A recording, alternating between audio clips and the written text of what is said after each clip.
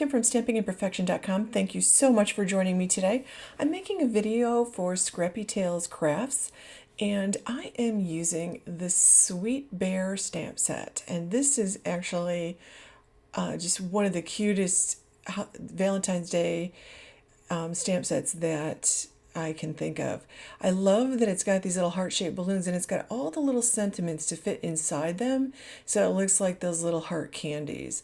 And then of course it's got the big lip balloon and that sweet teddy bear and that gorgeous sentiment and that beautiful script handwriting. So I'm going to create 2 cards today, and I'm going to do a little bit of masking with both cards, just because I chose not to get the die. There's a coordinating die set with these, and I chose not to get the die set.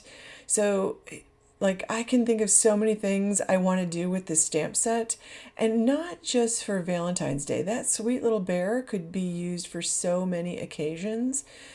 And I think if I had chosen to get the die set, probably I could add a whole bunch more ideas to it. So like, I think this is just the sweetest little set, and it doesn't just have to be saved for Valentine's Day.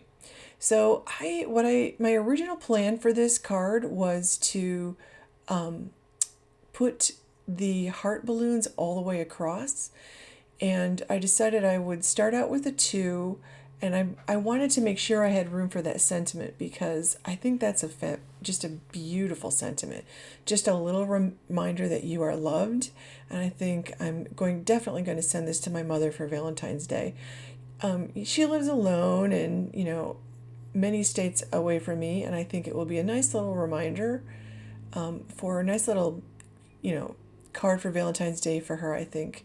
So I'm stamping this now onto masking paper. This is Inkadinkado masking paper. It's my favorite masking paper.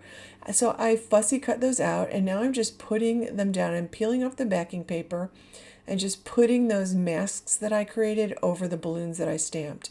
Now you want to remember to clean your stamps in between, because any ink residue on them will carry over at this point right here where you put it down, and you don't want that to happen. So I'm just going to layer the balloons on top of the other ones. And now that I'm starting to see this cluster of balloons come together, I'm thinking, I don't know if I want to go all the way across. I think I'm just going to make a bunch of balloons instead of going all the way across, and then see what it looks like. So I peeled off my masks thinking that I was done here, but then I realized I wanted an odd number of balloons. I felt like it needed one more. So I put the masks back on, covering up the ones on the right hand side there, cleaned off my stamps again, and I'm going to take one of the stamps, the larger actually, and put a 5th balloon in there and stamp that. Now I'm using Catherine Pooler's Midnight black ink, which I really like a lot.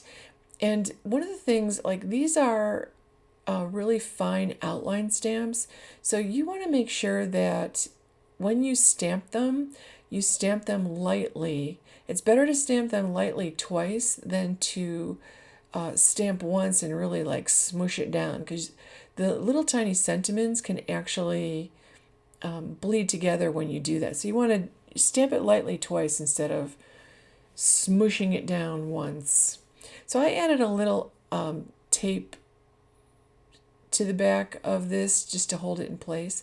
My second card, I'm doing all my stamping at once and then I'll do all my coloring. So my second card, I want to do this little bear. My daughter had a teddy bear that went everywhere with her for years. It's traveled to other countries. It's been to Princeton and the University of Michigan. I think it's got 2 bachelor's degrees, a master's degree, and a PhD by now. But that little bear went everywhere with her for a long time. So, and I know she still has it. So I'm creating a mask here, and I'm just creating a partial mask because I really only need to mask this little bear's head. So I just created the part that I needed, and I saved my mask. You saw me attach them there to the plastic sheet. I don't know why I'm being so fussy. I just need to put that down. But I do keep the masks and I use them till they won't stick anymore. And then I'll create a new one. I'm very frugal with my masking paper. I don't know why. It's not an expensive item. And for a lot of years I used Post-it notes, but I really like this. The Inkadinkado is my favorite masking paper. Now I'm putting the Happy Valentine's Day sentiment inside the balloon, and I love the way this is turning out. I think this is so sweet. And I'll just peel off my mask, which, by the way, is my favorite part of the whole process. So I've got my cards done. Now I'm going to go ahead and color them in. So for my reds, like I have like different combinations that I really love. My favorite red combination is R59. Then I'm going to do R27. And you'll notice that now I'm doing R24. And then I'm going to do R21. So I'm trying a new technique for this. And notice I'm only going to color this once. I'm going to keep this simple. These are not works of art. Well, they're mini works of art. But I'm not going to go over it twice. I'm just going to do it once. I'm making 2 quick cards. And I love to color, but I just want to do this once. So for my yellows, I love this will be Y17, then Y15. And I noticed that I just did the darkest one around the right-hand side, and then I went over it with the second one, and now this is Y13, and I go over what I did before and just widen it, and then any white space gets filled in with Y11. So those are 2 of my favorite color combinations. I'm still experimenting with my greens. So for the green, today I'm using the G09, and then I'm going to use the G05. And again, see, I go over it, I widen it, I lengthen it, and then I use the next color, G03, do the same thing, and just, leave. Sometimes I leave more white space than others. This is just kind of experimentation still. So that's G01. And I like that color combination. For my blues, I'm using B29. That's going to be my darkest one. So I'm going to outline that right-hand side. And I put the little centerpiece in there. And I should have gone around that green balloon, but I didn't. I should have gone around the green and the red balloon to darken that. So that was B28. This is B24. And now I'm going to go around the balloons, but I should have put the darker colors around the balloons because there should be more of a shadow there. It's okay. It'll look pretty anyway. This is B21. I think just having a variation in color makes it pretty. It might not be acceptable to an advanced Copic colorist, but you know what? It's good enough for me today. So sometimes I'll go over them twice and really deepen those shadows and stuff. For my purples, I'm using BV08. Then I used BV17. BV13 is my third color. And my lightest color to fill in those white spots is BV11. And all these colors are listed on my blog at stampingimperfection.com. If you want to go to my blog, you can just copy and paste them into a Word document. So now I'm going to color this sweet little bear, and I'm going to use that same red combination for the balloon he's holding. This is R59, and this time I'm going around his hand on the right hand or the left hand side, which is what I should have done on the that blue balloon. Then it was R27, R24, and I'll fill in with R21. And that just gives that balloon a little bit of dimension. It makes it look more three-dimensional, really. So I'm going to use the same purple combination to do the bow that he's wearing. This is BV08, again BV17, and I'm just doing like these are small spaces, so I'm just doing a little bit with each one. Then I'll use BV13 and just leave a little bit of white space that I can fill in with BV11. And then the bow is the one place I wish I'd gone back and darkened a little bit. but still you can see different variations of color there, and that's what matters. Like if you're not a if you're not a coloring expert, then fake it till you make it and keep practicing, and just having some shading in there or some variation of color is really all you need. So for the bear's body, I'm starting out with E79, and I'm just kind of doing the edges and places where I think it's going to be a little darker, and so I'm just filling in some of those places. And I'm not doing the belly in this color. I'm going around the belly. So that's my darkest brown. It's E79. Now I'm going to use E74. I love this combination for little bears and things. I think it's just really pretty. So I just, again, go over the B, I keep saying B, I mean E79, and then lengthening it and widening the area that I've covered. So I'm just, stretching it out a little bit.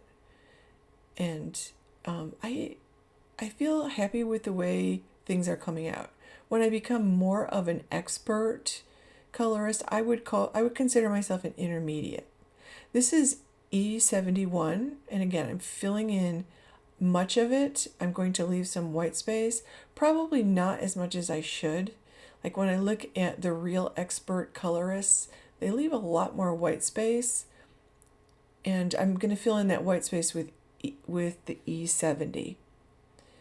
And they really darken the dark spots and really leave a lot of white space to fill in with the lightest one. So now I'm going to take, I started with E53 and I didn't like that at all. Like it just wasn't the right color.